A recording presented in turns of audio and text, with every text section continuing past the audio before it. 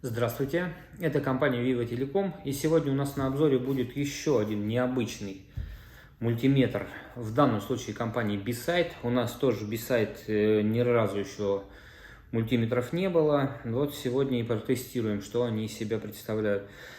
Чем он нас привлек или что в нем необычного? Ну, две причины, наверное, это компактные размеры, очень компактные, как вы видите, да, толщина около сантиметра, большой дисплей. И второе, это Type-C разъем для зарядки аккумулятора. То есть вам не нужно применять сменные батареи, у вас есть Type-C для того, чтобы зарядить. Ну, то есть фактически, грубо говоря, гибрид по корпусу и по зарядке с современными смартфонами. Есть у него умные функции, есть NCV режим, есть режим Live, тоже их проверим. По характеристикам, в принципе, он тоже достаточно неплох, то есть до 620 вольт он в постоянном напряжении работает с частотой 0,5%, до 620 вольт в переменке, причем Trio RMS используется до 1 кГц, ну то есть в пределах погрешности я имею в виду. Отчетов у него 10 тысяч, ну 9999. Есть графическая шкала.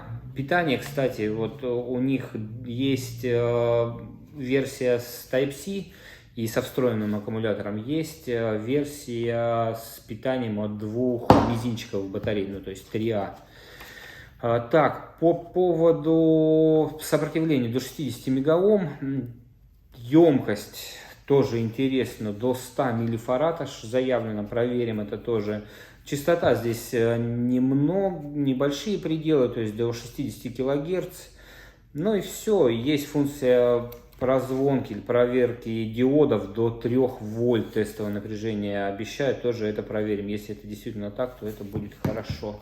Ну и все. Ну и самое главное, да, необычный вид у него, конечно, привлекающий внимание. Вот такой вот. Встроенный датчик температуры есть, как видите, на дисплее показывает он текущую температуру. И есть возможность измерять температуру внешнюю контактной термопарой. Ну, это тоже посмотрим. Ну все, начинаем тогда, как обычно, с конструкции, с комплектации и потом проведем измерение. О комплектации рассказываю. Вот в таком чехле она идет, в твердом, без опознавательных знаков. Можно будет применить в быту где-то его отдельно. Неплохой для наушников, например, для каких-нибудь. Далее, продавец. Кстати, покупали мы на официальном сайте B-Side. Я вам ссылку под видео дам. Положил вот два таких крокодила. И, наверное, это нестандартная комплектация, скорее всего, подарок. Идут вот такие вот щупы измерительные. Как видите, у них, к сожалению, идет нестандартные бананы, поэтому могут быть проблемы, если они выйдут из строя, с их поиском для мультиметра. Так, идет сам мультиметр, идет инструкция на китайском и на английском языке.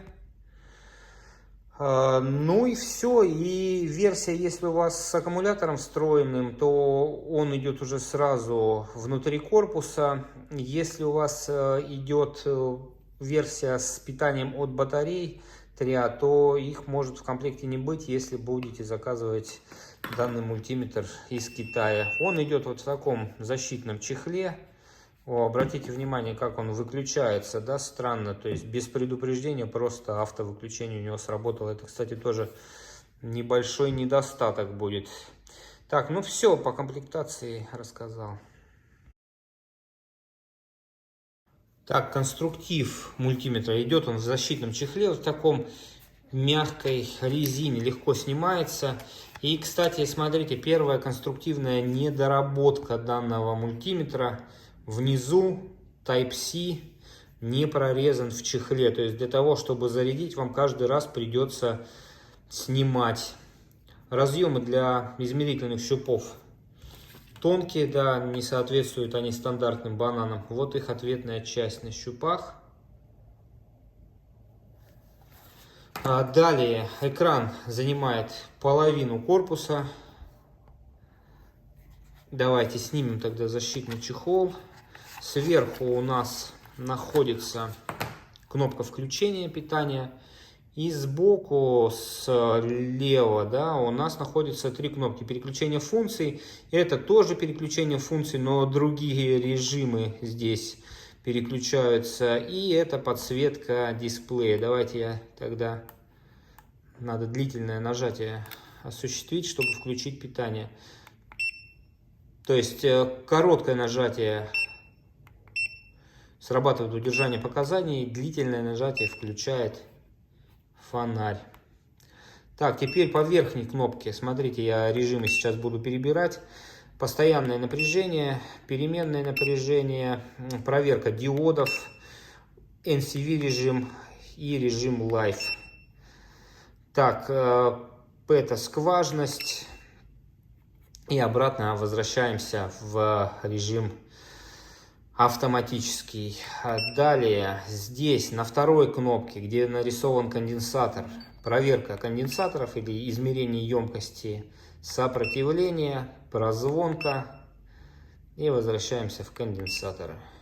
Ну, то есть вот такое незамысловатое управление, но в принципе достаточно удобное.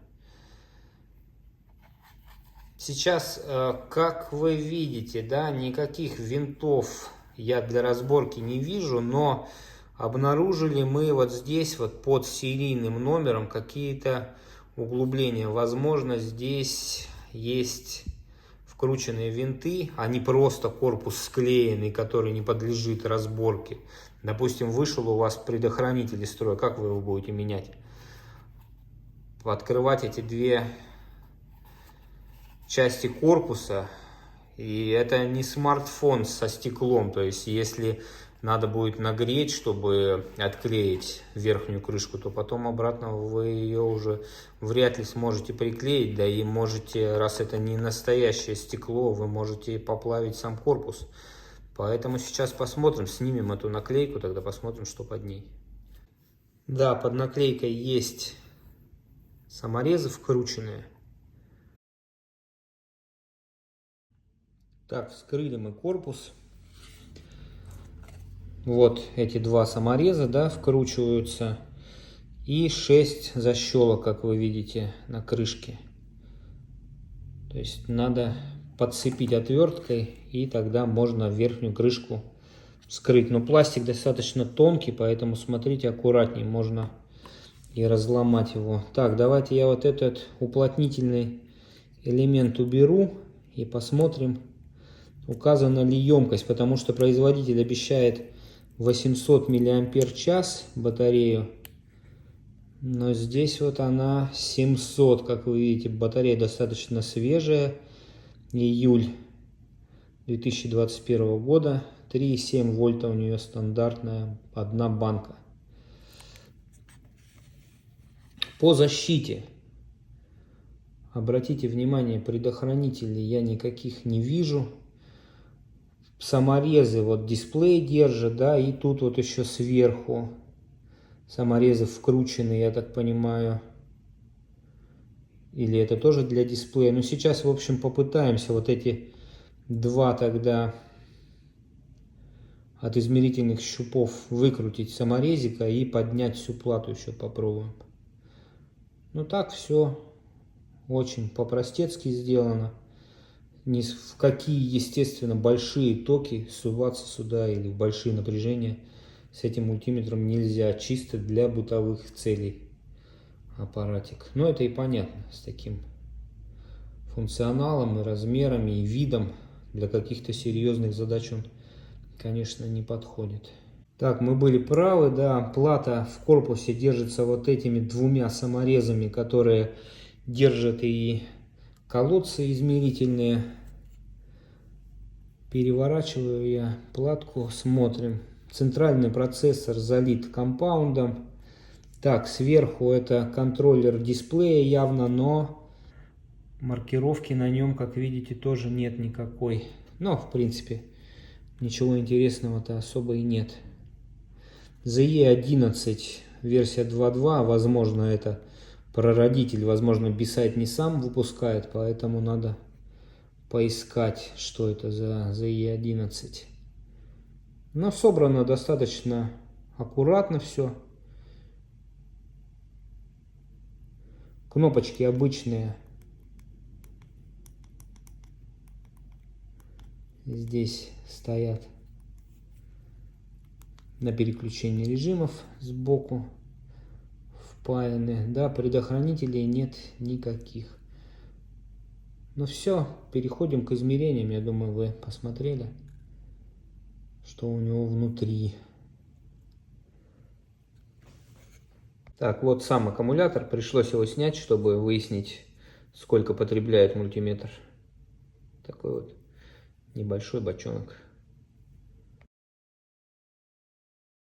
Да, приходится немного изгаляться с питанием. Обратите внимание.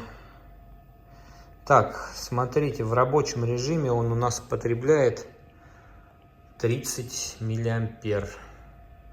Что, конечно, достаточно много. Я сейчас режимы переключаю, посмотрим, сколько он будет. Это у нас в режиме авто он потребляет столько. Смотрите, в режиме максимальной подсветки, то есть у него два уровня подсветки в автоматическом режиме. То есть при включении он потребляет вообще 88 миллиампер, 89 миллиампер, пока уровень подсветки не упадет. Вот сейчас уровень подсветки упал, 30 миллиампер. Давайте я переключаю режимы. Это был режим авто. Теперь у нас постоянный ток. Видите, опять подсветка включается на максимальную свою мощность. И потребление становится 88 миллиампер. Что, конечно, очень много. Так, вот, подсветка упала. 30 миллиампер снова. Так, давайте я тогда... Переменное напряжение. В принципе, можно понять, да, что употребляет он примерно одинаково. Так, это диоды 88 по-прежнему со включенной подсветкой NCV. Режим Live. Так, теперь частоты. Так, далее.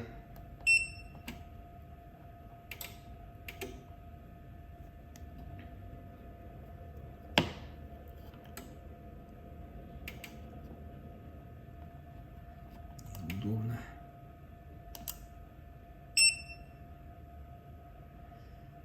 Так, далее. Конденсаторы 88. Сопротивление. Прозвонка.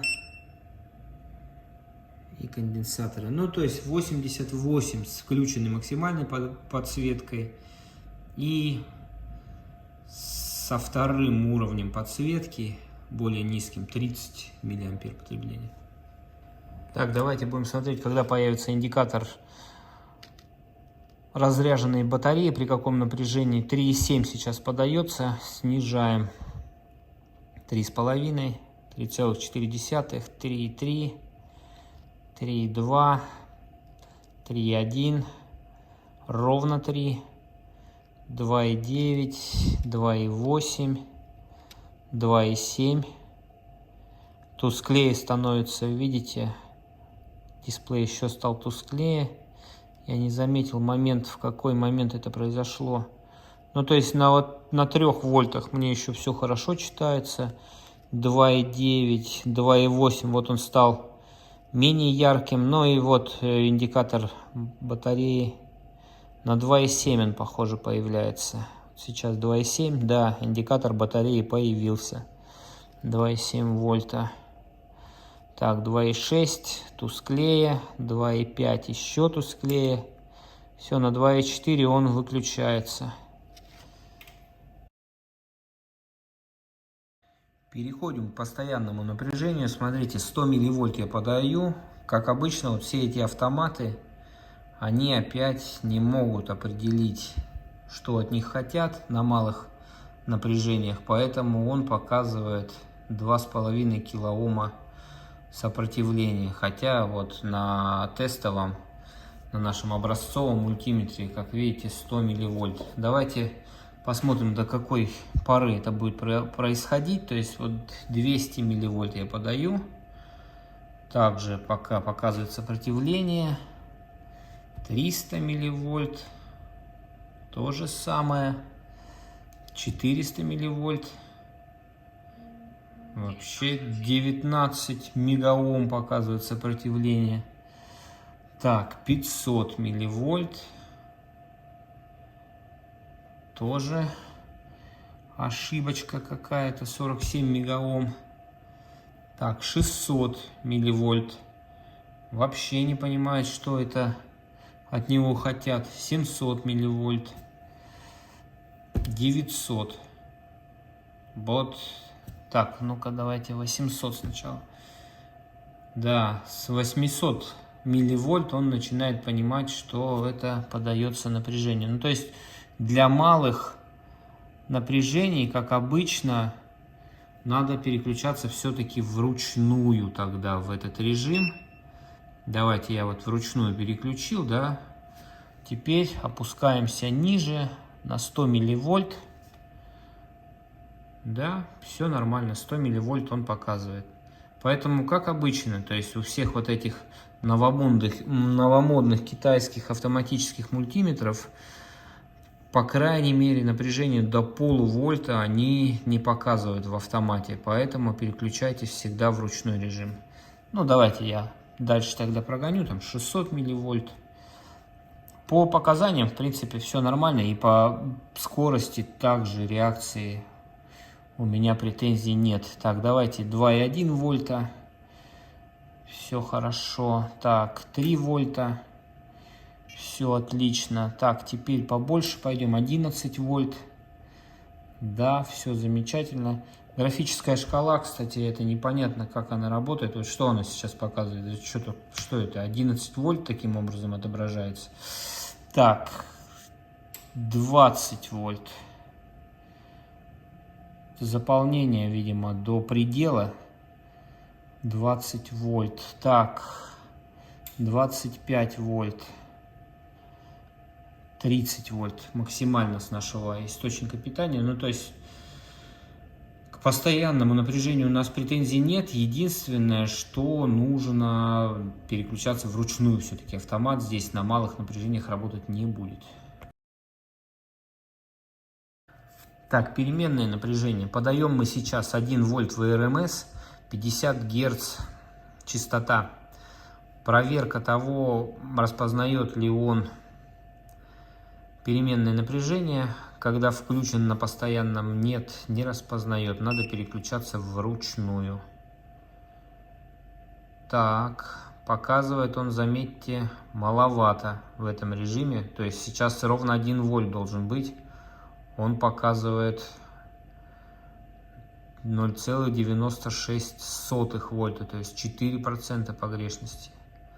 Это много. Это много. Так, и причем 50 Гц всего лишь сигнал-то. Ну-ка, давайте я поставлю 0,1 ВРМС, 100 милливольт. А здесь наоборот он, ну вот сейчас падает.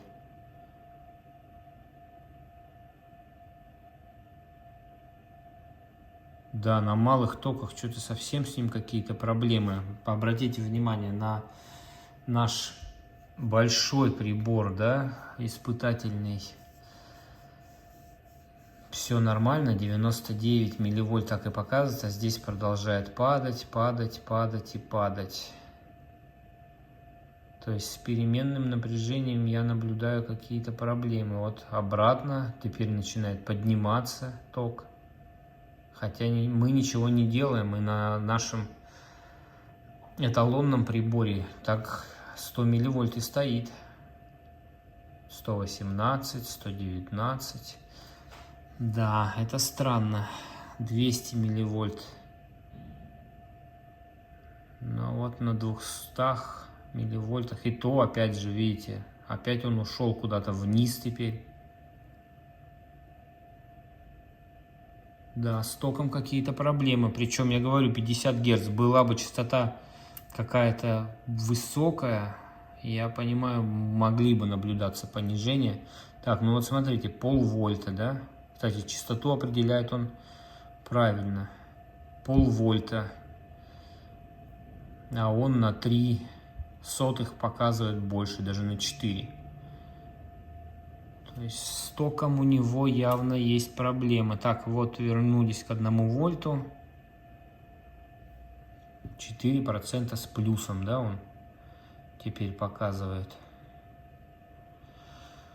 Так, ну, я уже и не знаю, стоит ли изменять частоту тогда, потому что он и так что-то выше погрешности показывает, даже на 50 Гц. Ну, давайте я вот 100 Гц поставлю частоту. А вот здесь, наоборот, нормально. 100 Гц. Так, 200 Гц. Все хорошо. 400 Гц. Так, до килогерца, да, нам обещает производитель, что все нормально у него с РМС. Так, 700 Гц, 800, 900, 1 килогерц, да, до сих пор нормально. 1200, 1300, ну вот 1600 даже я подаю, все хорошо. 1800, 1900, 2 килогерца. Но вот 2 килогерца еще 2% погрешности, да? Ну, то есть, вот, видите, эталон показывает еще точно. Здесь уже началось занижение. Ну, то есть, до 2 килогерц, в принципе, нормально. Но почему на 50 герцах такая проблема происходит?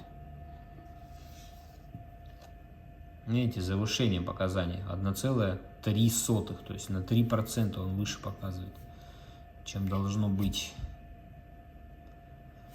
Это странно. А вот на 40 Гц он показывает нормально. 30 Гц. Тоже все хорошо.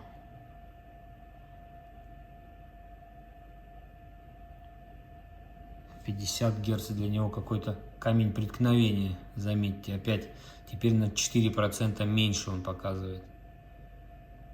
Странно, самый, по идее, нужный, да, режим 50 Гц, и он здесь чудит.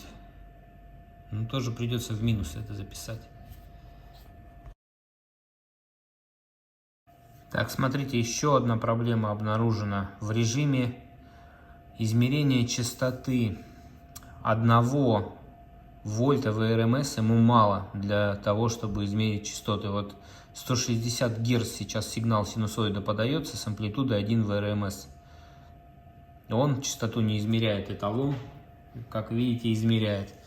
Давайте я сейчас попробую побольше подать. Ну, то есть вот 1,2, да, я подаю, он врет. Еще 109 Гц он показывает, хотя подается 160. Вот от 1,3 он начинает показывать нормально. То есть тоже странно, почему он 1 ВРМС, уже достаточно большая амплитуда, он частоту еще не измеряет. То есть запишем, от 1,3 вольта он только начинает измерять частоты. Так, ну и давайте я тогда вам, допустим, посмотрим, 10 килогерц будет он измерять или нет. 10 килогерц, естественно, он не измеряет. Обратите внимание, эталон, все, проблем нет. Опять же, я думаю, что это связано с амплитудой. Ну, давайте я сразу 5 ему подам. Нет, и на 5 вольтах он даже не измеряет. Так, до 7 вольт у нас всего лишь генератор. Обратите внимание, он частоты не измеряет. При 7 вольтах даже. Всего лишь 10 килогерц, хотя заявлено 60. Так, давайте я тогда посмотрим, на каком он. 9 килогерц, 8, 7, 6, 5, 4,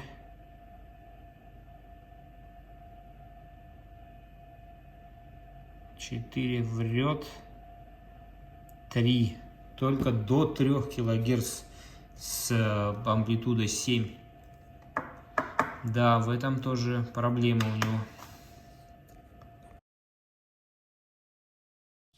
Проверяем сопротивление. Включаем питание. В режиме авто, смотрите, сразу будут явные проблемы, как обычно, с измерением малых сопротивлений. Вот 3 Ома сопротивления, да? Режим авто стоит. Смотрите, что происходит.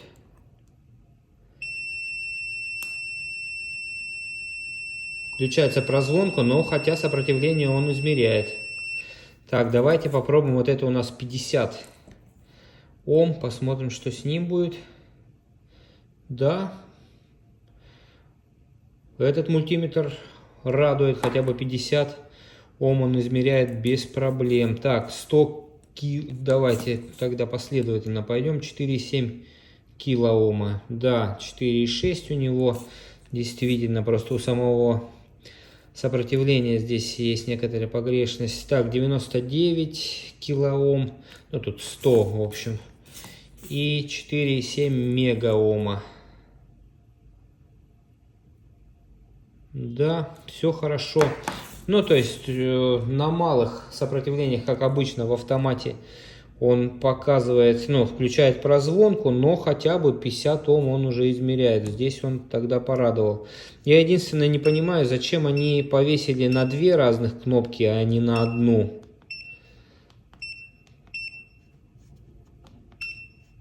Эти режимы, то есть сопротивление. Ну, давайте я вот сопротивление сейчас здесь включу и мало сопротивления измерю. Тогда, естественно, будет без всякого писка. Да, он измеряет 2,6 Ома. Ну, то есть к сопротивлению все нормально, претензий нет. Давайте проверять диоды тогда. Смотрим, будет ли он зажигать и показывать падение напряжения. Красный зажигает, напряжение показывает. Синий тоже 2592 тысячных. И белый. Да, тоже все отлично. Со светодиодами все хорошо. Давайте посмотрим тогда, какое тестовое напряжение подается в этом режиме. Да, прилично, 3,22. Все хорошо с диодами. Так, теперь будем проверять конденсаторы. Смотрите, еще тоже проблемы с управлением. Я вот сейчас в режиме диодов нахожусь, да, хочу переключиться на конденсаторы. То есть вот кнопка, даже с обозначением конденсаторов. Нажимаю, переключиться не могу.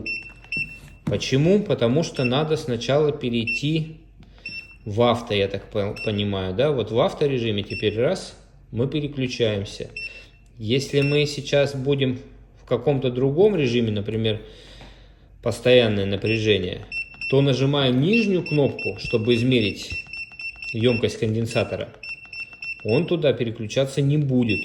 То есть надо именно дойти. Да, с NCV он тоже не переключается, с Live не переключается. То есть надо обязательно дойти до режима авто и потом только переключиться в конденсаторы. Тоже, конечно, это очень неудобно. Так, конденсатор у нас до 100 миллифарад, я напоминаю, заявлено производителем. Здесь у нас 4,7 миллифарада. Смотрим, сможет ли он измерить. Ну и, естественно, смотрим тогда скорость замера.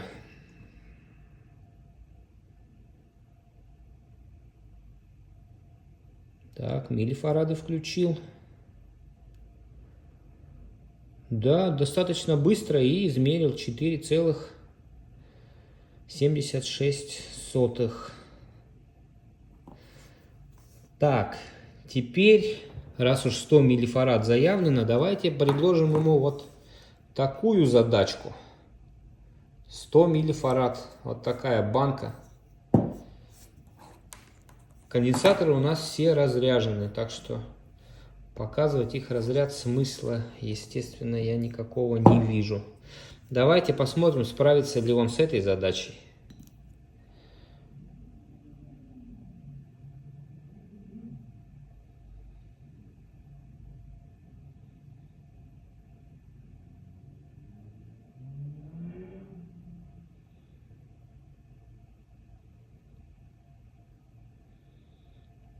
Да, конечно, долго он пытается, но еще пытается. Так, подсветку то включает, то выключает. Обратите внимание. О, сначала показал, что превышение, но потом в итоге, ну да, это у него получается предел, да? Ну, 92 мили, 93 вот даже измерил. Ну, то есть фактически вот 97. Сколько еще подождать? Еще поднимется или нет? 98. Ну, дожмет до сотни или нет? Нет, ниже стало. Ну, в общем, фактически, да, 100 миллифарад он измеряет. Так, демонстрируем режим NCV. Подводим к проводу. Где-то с 3 сантиметров он начинает срабатывать. Но здесь вот графический сам бар-граф этот немного помогает. То есть он величину показывает. Так, ну то есть вот где-то без звукового сопровождения, но с 10 сантиметров примерно он начинает показывать напряжение, да, на индикаторе. А где-то от 5 сантиметров включается звуковой сигнал еще. Ну, то есть более-менее нормально работает NCV. Режим Live. Подключаемся к розетке. Так, здесь у нас, я насколько помню, фазы нет. В этой, в правой, да, фаза есть. То есть вот он у нас показывает, что под напряжением контакт.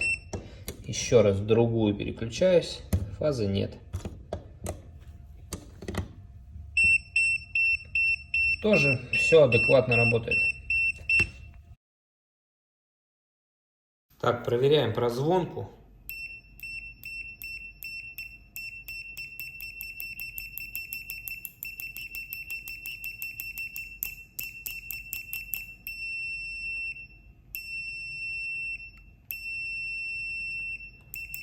Ну что, работает она на 5 баллов, но достаточно тихо. Но зато срабатывание отличное. Еще, кстати, отступление по конструктиву. Вот смотрите, щупы, да? Зачем они сделали сочетание красного и белого здесь? То есть на измерительном проводе, на наконечнике есть черная вставка. На черном проводе есть красная вставка. Это вводит, конечно, в заблуждение. То есть, держа вот так щупы, запросто можно перепутать плюс с минусом. То есть, красиво, но как бы добавляет путаницы в этом. Так, давайте проверим его по напряжению. 500 вольт ему подадим. Понятное дело, что вы видели конструкцию. Ничего серьезного он не выдержит. Но давайте 500 вольт я продемонстрирую тогда. Щупы нестандартные, поэтому пришлось подключиться прямо щупами к прибору. Даем 500 вольт.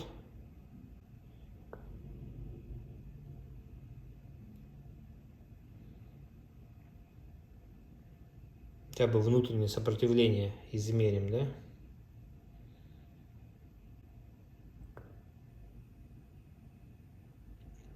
Да, 453 вольта. Контакта, видимо, не было сначала. Почти 10 мегаом, то есть с этим все нормально. Напряжение он выдерживает такое. По крайней мере 500 вольт.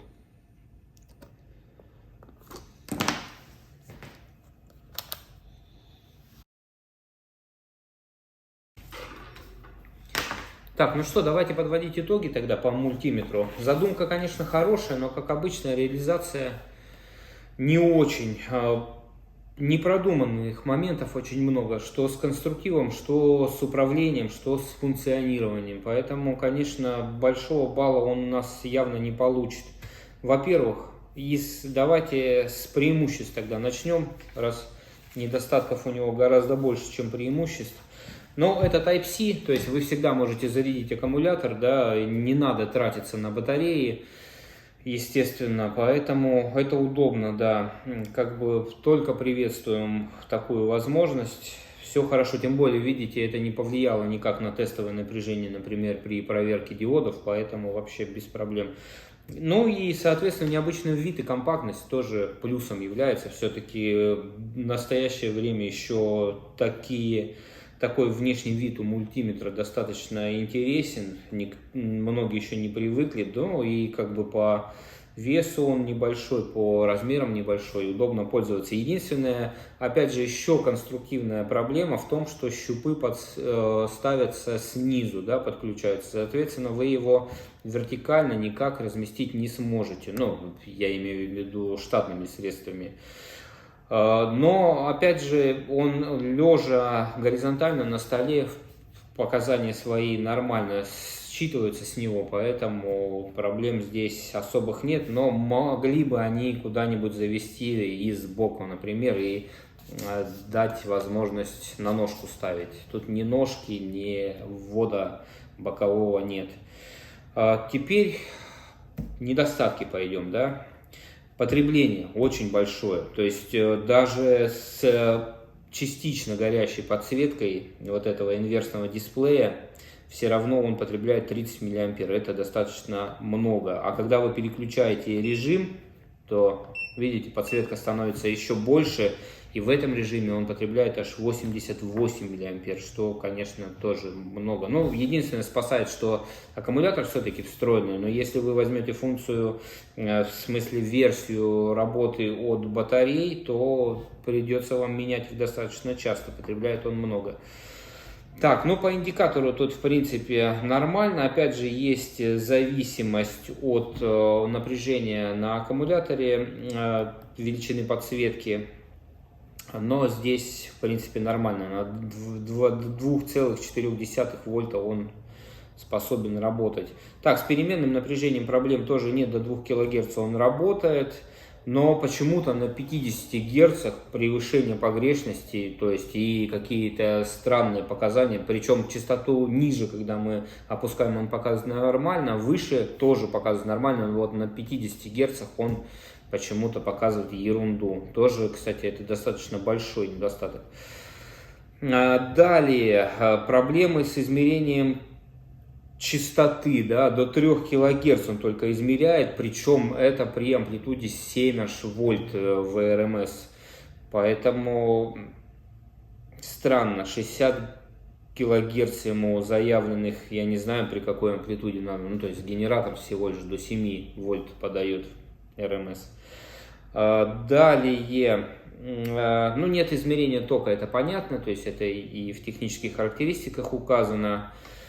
Режим NCV Live работает нормально, проверка светодиодов тоже, измерение конденсаторов до 100 миллифарад. Ну то есть все бы хорошо, если бы они продумали это все до конца, ну, то есть довели бы до ума, мультиметр получился бы неплохой для бытового использования. Но вот эти недостатки с измерением частоты, с измерением переменного напряжения, конечно, все пока портит. Ну все, на этом тогда закончим. У кого вопросы есть по данному мультиметру, задавайте их в комментариях.